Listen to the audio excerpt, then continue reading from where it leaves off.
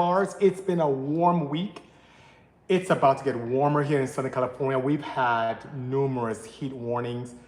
Today's supposed to be, I think, a high of 93. Tomorrow, 97. Day after 97. Day after 97. It's going to be just madness. So for those of you in SoCal or other parts of the globe that's kind of hot, stay cool, stay hydrated, and please take care. Hello, Alex666 Sanchez. Thank you so much for joining. And speaking of joining, I have so much going on here. Right front and center, I have all of my friends at on IG. To my right and your left, YouTube, and also TikTok. So Bisimoto is everywhere. A1285 says 93 LOL. So it must be hot wherever you are. For us, 93 is warm. Southern California, especially where we are, is typically nice in the 70s all the time and dry and beautiful. 93 is a little bit warm outside, which makes the shop even much warmer. It's triple digits all the time in there when it gets close to even 90, so it's good. Sura Graf from Canada is in the house. Thank you so much for joining Bisimoto Tech Tuesday. Appreciate your presence. Thank you, thank you, thank you. This is a show that we do every Tuesday at noon Pacific to give back to the community, a community that's been so good to me, a community that didn't quite embrace me initially because no one wanted to help me when I wanted to learn about technology, especially things that are automotive based. Long story short, I'm trying to be the person I needed when I was younger. So on the same token, I am here to answer any questions you have in regard to technology, what we're doing, projects, what I've experienced, my experiments, so on and so forth, just bananas. Abdullah Howari says it's 122 degrees Fahrenheit in Saudi Arabia. That's bananas. I'll probably only go outside at night, you know? Show Your Prelude says never lived to 89. I do not have one. Big Mike is a friend of ours who we've, showcases Prelude, but I've never owned a Prelude in my life. I've used Prelude parts in builds. I've built Preludes. I've tuned hundreds of them, but I've never had the opportunity to own one myself. And maybe that will change. But speaking of changing, some amazing stuff is happening that I want to bring to your attention. Look at this, guys. See that? This is a Tarmac, and this is great. Tarmac is this company that makes amazingly beautiful die-cast vehicles. And this time they graced us with their expertise around the Bisimoto K3V. So I'm gonna open mine up for the first time here, which is pretty great, and it should be great indeed. So I'm gonna open this up, and there we go. Try to get that out, and let's see what's inside the package. So first of all, you look at the packaging, it's quite nice, very nice glossy stock, which is quite nice indeed. Feels very solid, very, very cost effective, despite being a very, very high-end piece. The other K3V models that existed before are in almost the $100 range. This one is a lot more cost effective in the $20 to $30 range, which is quite nice. And it has a lot more than just the car itself. So once again, guys, forgive me. I'm opening this up with all of you at the same time. And it should be pretty good. So here we go. Oh, there's more in this package. So I see the car here, which is quite nice. I'm gonna open up. And then there's something else in here, as you can see, that's kind of dark. There's something else in there as well. But let's take a look at the toy itself. And what a great job these guys at Tarmac did. For those people who collect die-cast, this is one of the brands that people find appealing. When you compare to, let's say, Hot Wheels, it is very, very high in detail. So detail is very, very clear. I'm trying to be pretty with this, but maybe I should just tear this open. Let me just tear it, okay? Okay, here we go. So, first of all, you see the box, and it's in this very nice enclosure. Something that can go very nice on your desk, or near your toolbox, on your home, on your armoire, whatever the case may be. And then, this quite nicely slides out right there. And then you have the toy itself. The Bisimoto K3V, my first EV ever. So this is the car that kind of, destroyed me and showed me the abilities and capabilities and amazing nature of EVs. It's a very beautiful, proper Kremer, which is quite attractive indeed. We currently have it on the Bisimoto eBay store. If you haven't seen us, we have a lot of cool parts there. And in the next couple of days, we'll probably have it on the Bisimoto web store. Lindsay, do we have it on a web store yet? I don't know if we do. I don't know if she hears me. But yeah, we should have that very, very much soon. And So that's the first part in this nice enclosure. So I'm gonna put it back and look, it's just so much good, cool detail stuff. Bisimoto logo. Do we have the new Tarmac creation of the K3V on our web store yet? Not yet, we're working on it. Okay, we're working on it. So guys, in the next couple of days, I'll make an announcement when it comes out, but right now it is on our eBay store. And then the other part of this, the goodies are not done. Inside, we have a little holder that prevents damage during transit. And then look at this. Interesting, right? It's this kind of a foil type enclosure. It says on the other side something very clever with the Bisimoto Porsche 935 K3V Tarmac collectible trading cards. So that's pretty cool. So I'm gonna open this up. And if you ever see me at events, you guys can always approach me. You know how I am, and I'll be more than happy to put my John Hancock on it for you. So it shouldn't be a challenge at all. And oh, this is nice. Oh my God, and it's very thick, and I don't know if you can see how thick this is. It's really nice, and it's almost holographic in nature. As you can see, it has a Bisimoto K3V, and wow. Instead of Porsche's original engine, Bisimoto strategically placed a motor of a mid-position to achieve 50-50 weight distribution. Absence of a traditional transmission is replaced by cutting-edge single-gear configuration with impressive 150 to 200 kilometers of drive range. The vehicle boasts hypercar performance, accelerating from 0 to 100 kilometers in 205 seconds. So it has a little tribute to the technology and the performance of the Bisimoto stuff. Yeah, Bisimoto trading cards, right? Unlike what I think our president has one too, right? But anyway, yeah, so we have it. We have it indeed. Kevin, I got one for you. You're laughing, but you know you want one. But anyway, thank you so much, Tarmac, for really taking time to immortalize the Bisimoto K3V in a very beautiful, high quality, absolutely cost-effective package. Love it, love it, love it. It's great indeed. So thank you so much. Let's see here. Dr. Pesta on YouTube says, how do you deal with crankcase ventilation in aftermarket turbo builds? That's a great question. There are two ways I go about it. On full-blown track builds, I do create some kind of crankcase ventilation system that's either electronic in nature, where it creates a vacuum in the crankcase to help seal the rings and remove any excess pressure that may go through the rings and create all kind of blowout issues or oiling issues with gaskets around the crankcase and head. And or I generate an opportunity to send external gases from the valve cover into a catch can that typically has a petcock on the bottom that can drain any kind of condensation or fumes of oil that tend to settle. So that being said, those are two ways I go: vacuum pump, mechanical or electronic, or a venting to atmosphere that goes through a catch can first, using very large openings in the valve cover. Dash 12 is my go-to, and you can imagine how big Dash 12 is. I use two of those. As a matter of fact, God, I wish I could go to my wagon right now and show you what I did. But I typically use like either a single Dash 16 or two Dash 12s, or if it's very tight, Dash 10s. But I tend to also baffle any of the openings I create in the valve cover. So if I weld on an O2, not an O2, but if I weld on some type of ventilation bung, which is typically a Dash 12AN male, if you just put holes in your valve cover and you drive, especially if it's facing towards you, there's an opportunity as you drive, you can get a lot of oil coming into it. So I do put a thin membrane across it to prevent any splash from going into the holes. And so all I get is just crankcase pressure evacuated, or some kind of a slight plume of oil coming out, which will condensate into the catch can. And after a few months or during every oil change, I kind of just drain it out. And you see like, it's like nasty, like kind of milky coming out. That's just condensation and oil mixed together that just settled in the catch can. So it's pretty good, you know? Why can't you just wear PVC, says S211? Well, I'll tell you why.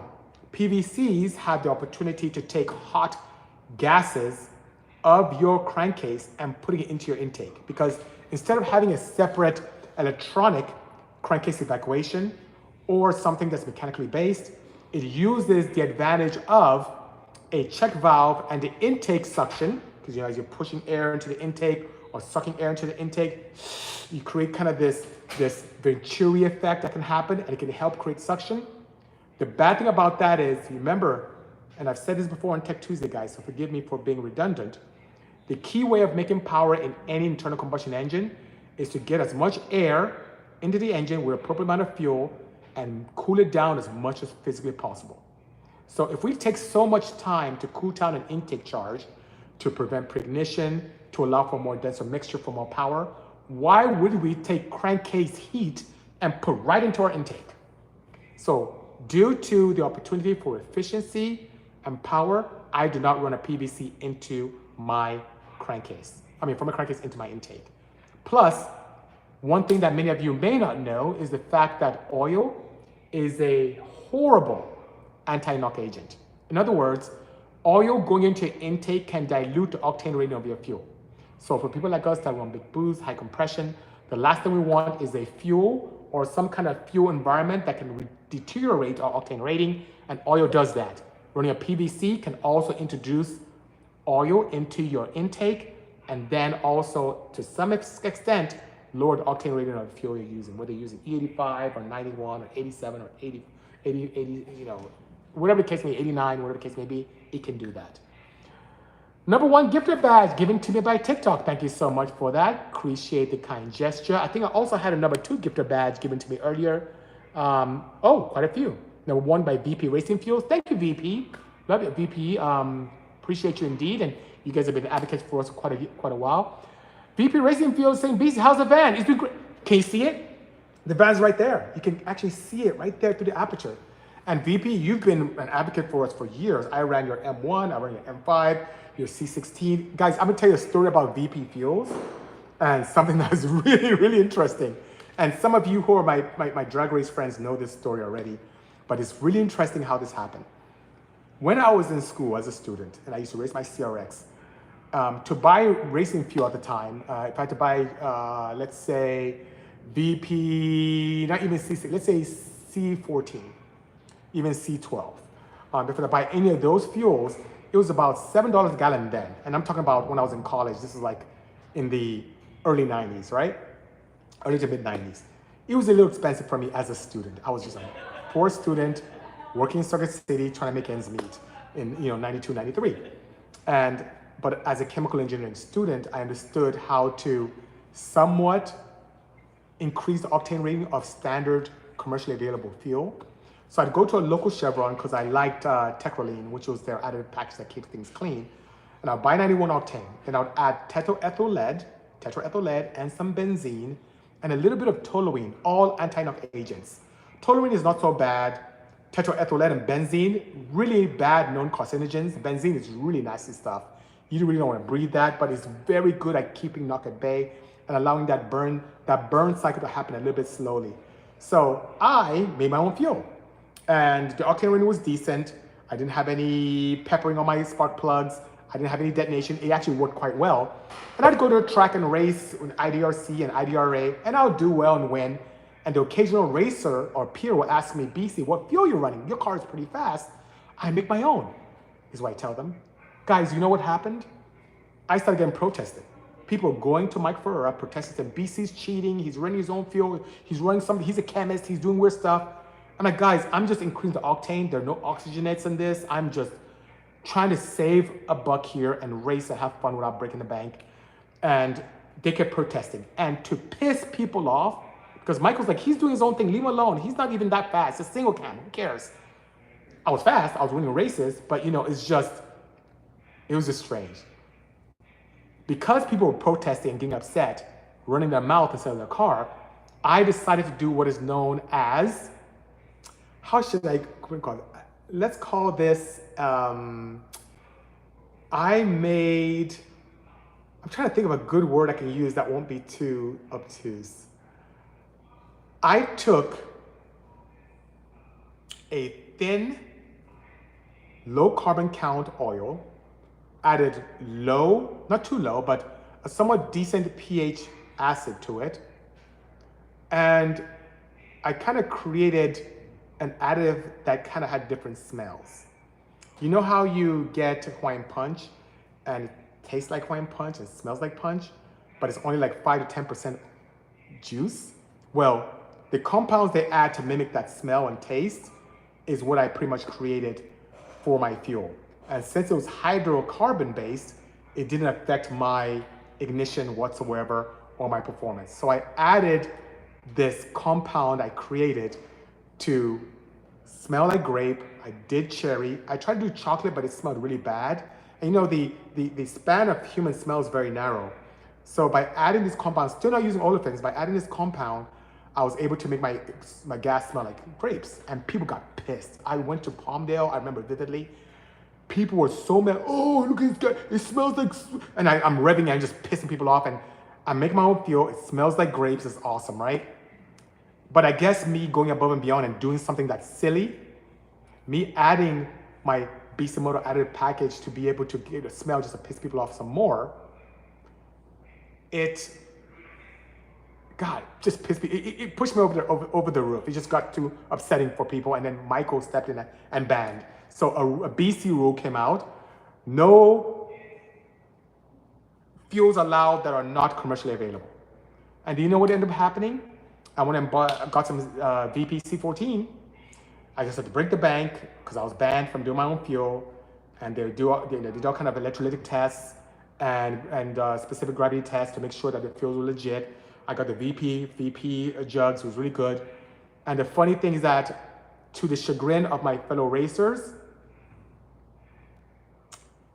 I got faster.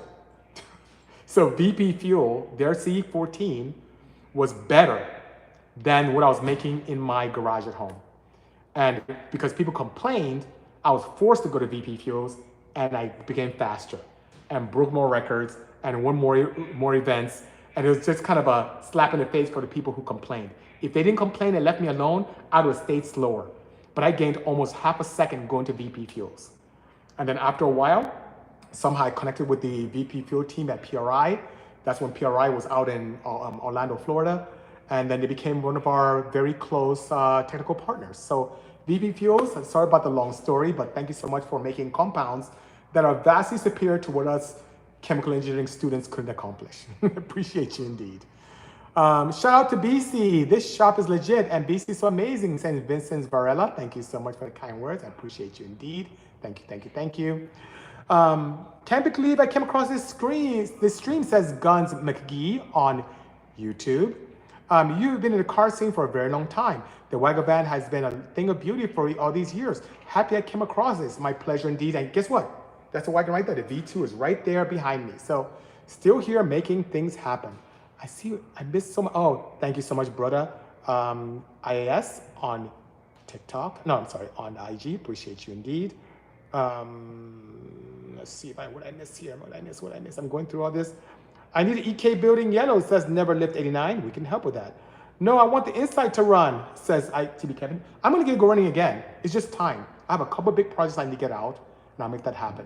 1977 Ford LTD gave me a #1 gifter badge. Appreciate that indeed. Thank you, thank you, thank you for the kind gesture and for your support here.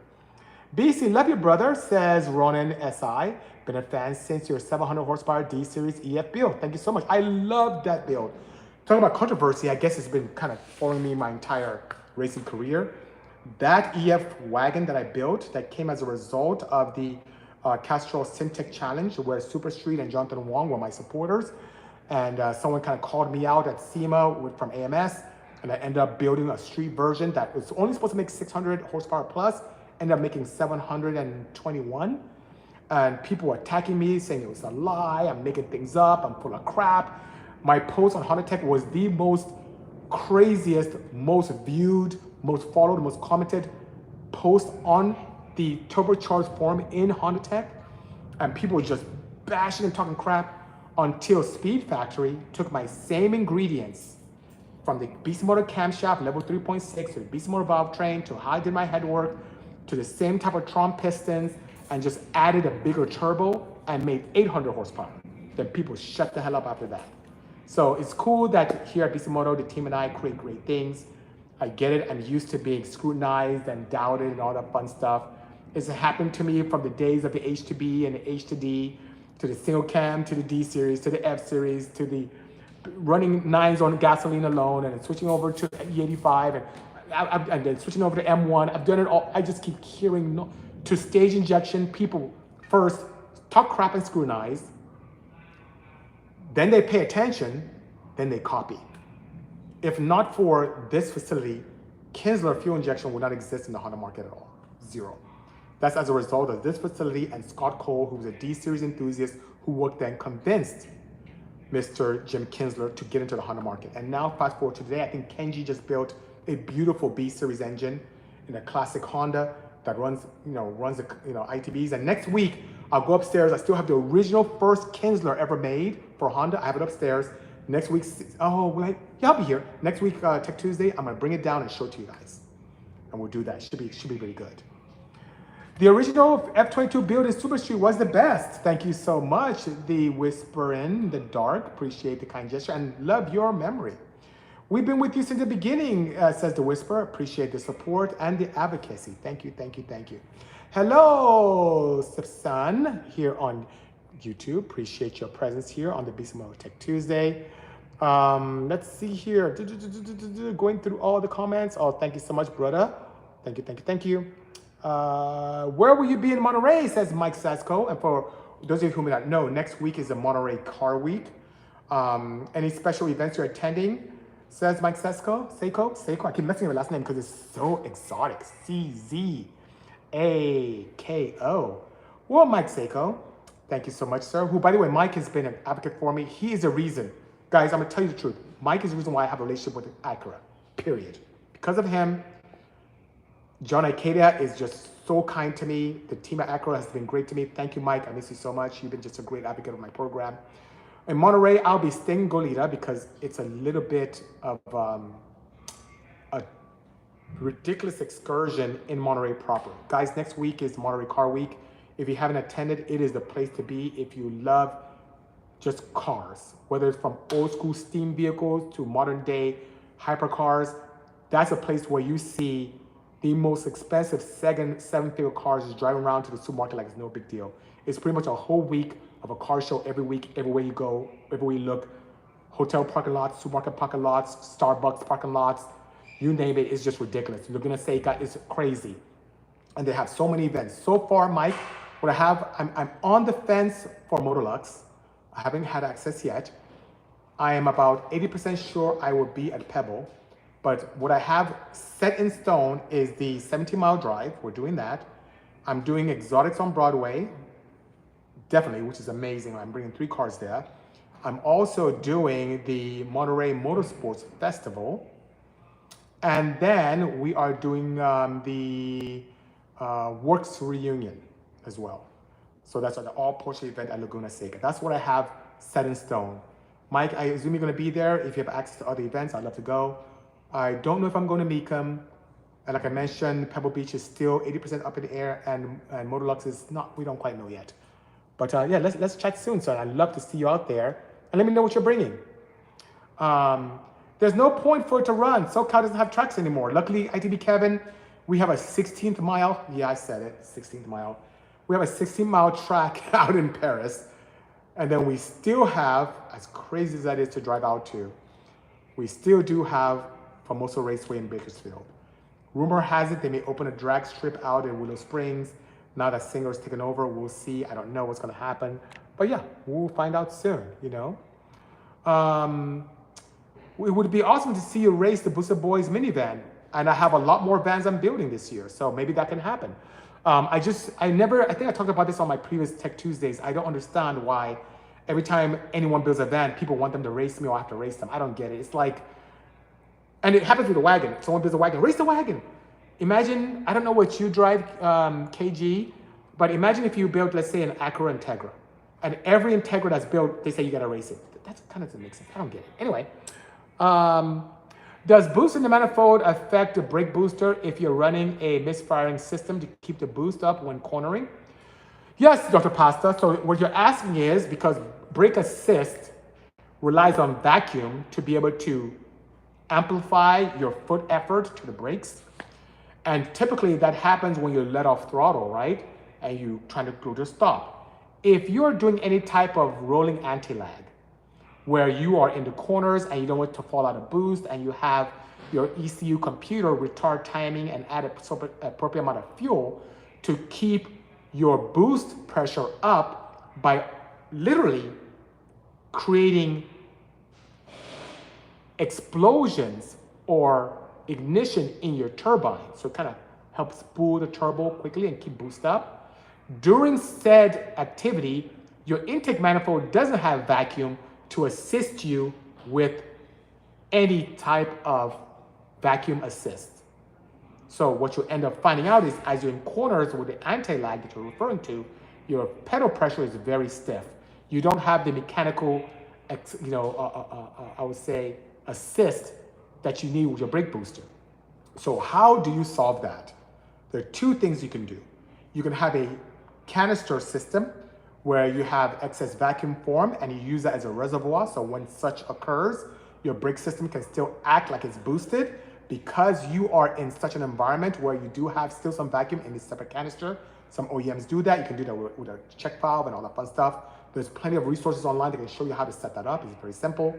Or what I do on my cars is I update to what is known as an iBooster. Bosch makes these iBoosters that people use in a lot of electric cars, like this Model 3 has one, but the Honda CR-V also has it as well, even though it's a petrol engine. And what that does, it uses electronics, gears, to be able to accentuate your foot pressure and create that mechanical advantage. So instead of looking for a vacuum system, it mechanically, with servos, use the motors to kind of help push brake pressure into your system. And it's so soft and so comfortable. And if you're savvy with common area network, you could set up with a controller in such a way that it could mimic what you want in terms of factory. So if you're high speeds, it could be more or less pressure effort. You can even do, if you're crazy enough, set your vehicle up for smart cruise control. So if it's following a car, it can automatically brake if you get too close. There's so much you can do, but those are two options: a canister for vacuum, or using some type of iBooster from Bosch, and you'll be good to go. Good to go. Ricky Unfiltered, hello, brother. Ricky, I don't know if you just came in, but look at what just came out. Look, Ricky. A K3V Tarmac. It is so dope. I have one with your name on it, Ricky. We need to get together soon. It's so good. I love these guys. Well, speaking of love, I do have to fly. It's a pleasure interacting with all of you, and I'm sorry I have so much going on here at the shop. Have to get ready for Car Week next week. It's going to just be amazing. And yeah, next week, let's talk ITVs. In the meantime, stay safe, stay cool, and see you soon. Have a pleasant one. Cheers, everyone. Bye-bye.